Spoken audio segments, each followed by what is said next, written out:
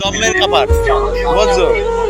আর তুমি বুড়া মানুষ যে একদম যে সময় সন্ধ্যা সন্ধ্যা হয়ে যাবে না এর আগে যাবো বাসায়, কি কইছি বুঝছো। হ্যাঁ তা ঠিক আছে, টাকা পয়সা কম বেশি পাওয়া যাবে, একদিন রোদ উঠলে বেশি পাওয়া যাবে। হ্যাঁ আমি আমি কিন্তু সবাইরে দেই না বুঝছো। আমি বুঝি যে কেরা সত্যি কেরা মিথ্যে, ঠিক আছে। এখন তুমি কি 10টা নিলে খুশি না 20টা নিলে খুশি? তুমি কও তুমি তুমি কিসে খুশি?